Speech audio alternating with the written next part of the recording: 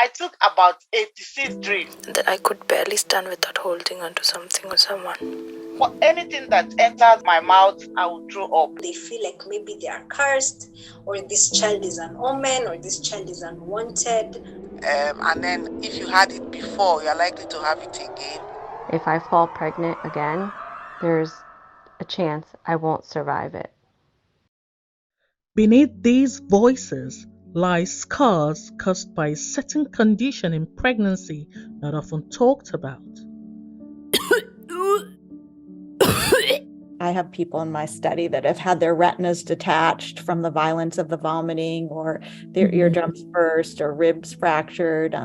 This is the reality of hyperemesis gravidarum, or simply put, HG, a severe condition that affects between 0.5% to 3% of pregnancies, according to the National Institute of Health Research. Family and friends do not understand.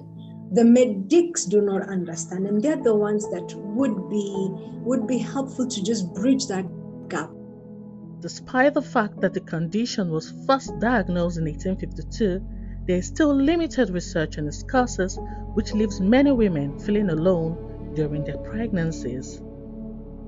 But what if we break the silence? What if we create awareness around HG and show that sufferers should not be stigmatized or supported? I am Emuan Okolie, a survivor of HG who knows firsthand the challenges that come with the condition.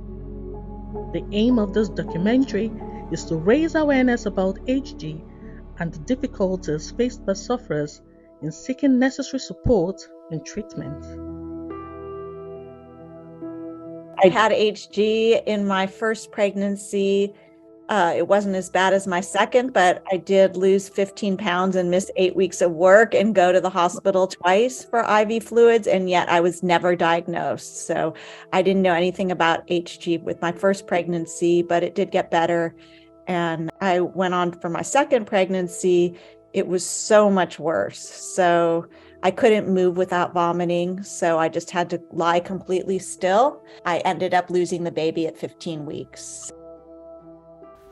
Being my first pregnancy, I felt it was the regular morning sickness, not until I couldn't keep food in my system without vomiting, that I could barely stand without holding onto something or someone.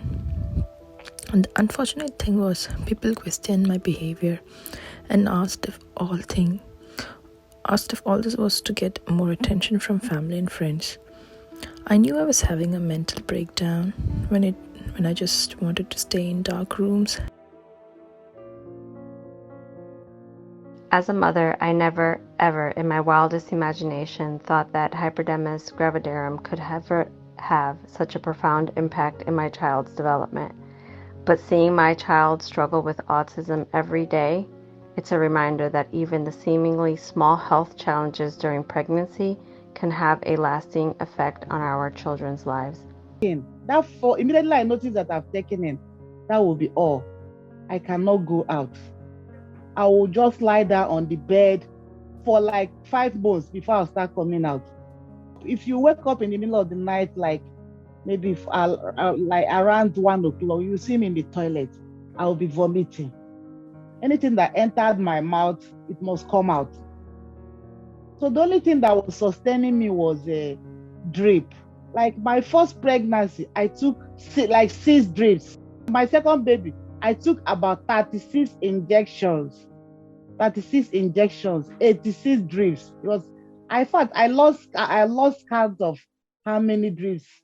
In all I experienced with the condition, nothing hurt me as much as having to stay off work for 3 months without pay, because the management of the company I worked for at the time didn't think my condition deserved such attention. But could you blame them? I wasn't even in the know of what was happening to me. During the course of my research, I met a number of medical practitioners who wondered why I was determined to do a story around HG. After all, it's not a public health issue. And I thought to myself, why shouldn't I? The truth is, if you haven't felt it, you can't tell it. In my quest to know more, I made a 6-hour drive to Sheffield to have a chat with Dr. Lorretta Okor, a UK OB/GYN consultant at Rotherham NHS Hospital. Aside giving a proper definition of the condition for those unfamiliar with it, she also enlightened me on the causes. Hyperemesis gravidarum is actually a severe condition in pregnancy that can be life-threatening and is just different from the normal morning sickness.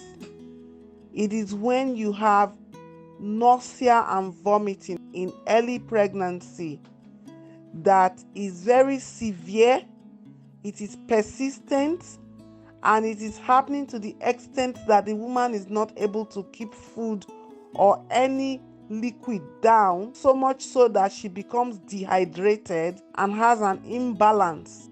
Hyper means a lot, emesis means vomiting, and gravidarum means pregnancy. Yes, it is not taken seriously sometimes by general practitioners. But why? Could it be because it only affects a fraction of pregnant women, or because it's often misdiagnosed? Yeah, I mean, I think there are several reasons. One is that it falls on a spectrum, and so it's often just brushed off as normal morning sickness because there's not a clear defining point where you go from having morning sickness to HG. But another problem is that I think it's just not taught correctly to medical students. It's been unfortunately taught that it's all in a person's head, or that it's caused by HCG, a normal pregnancy hormone. And so that unfortunate theory that it's psychological makes doctors not take it seriously and dismiss their patients. That was Dr. Marlena Fezjo, a renowned American scientist who has given 20 years of her profession finding answers about HG genetic triggers. She also sits on the board of Her Foundation, a global NGO which supports HG sufferers. What made up most of our conversation was her emphasis on support sufferers need to pull through pregnancy. What kinds of support do HG sufferers typically need? Yeah, so I think it's important to join support groups. The Her Foundation also has monthly online support, as well as regular setting you up with someone who can help you through your pregnancy. There are also tools that doctors or providers and patients can use, like the Her algorithm on their site, which is an algorithm for treatment that goes through very detailed directions of what to do, the path to follow from one medication to adding on another medication when needed, IV fluids, so that people can and doctors can be guided with decades of experience on what has worked best.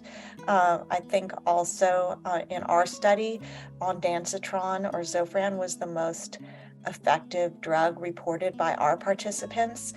So patients and doctors should know that and not be scared necessarily to take medication, because if your patient is losing weight in pregnancy, the baby may not be getting everything it needs from the mom, and the mom may not either, and that can lead to long-term adverse outcomes for both the mother and the baby. But there is a bigger problem: the stigma. The stigma these sufferers face, especially those in developing nations. Some feel inadequate as women, while others are regarded as people plagued by evil spirits. This was one of the reasons Kenyan advocate and survivor Elizabeth Franklin set up Hyperemesis gravidarum for Africa. So, due to socio-cultural norms we hold dear in Africa, do you think sufferers are often stigmatized? It's interesting that you have brought up the African aspect, because one of the things that as African women we are told to do is to get up. We have it in us. We are strong women, but HG does not even know that we are strong. It doesn't. It comes and it hits us, and shows you how weak you are. And everyone around you is looking around and saying, so and so got up. The other woman is there feeding her family. She already went to the market. She went into her business and opened it, And and women are very, very hardworking.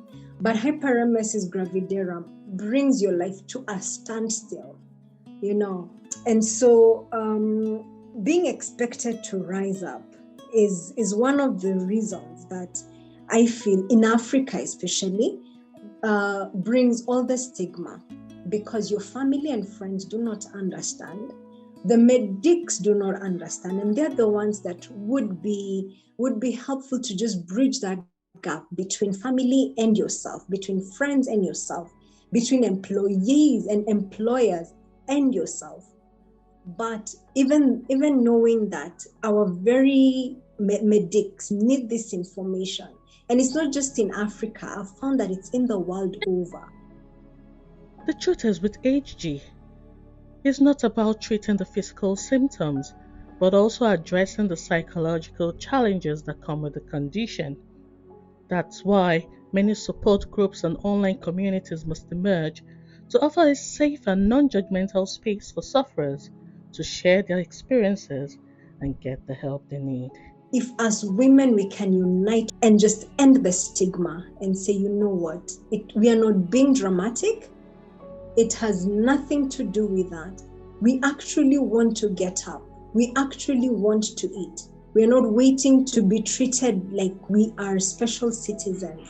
We actually need you to understand what we're going through and to hold our hand and hold us and tell us that we're going to get through this together. You have just listened to Surviving HG by Emuan and Ezewele Okolie. The music used in the audio documentary are titled Filament, Undertow by Scott Buckley, among others. Sound effect, Cinematic Riser. Editing software, Adobe Audition. It is important to note that the names of survivors were deliberately concealed in order to respect their wishes.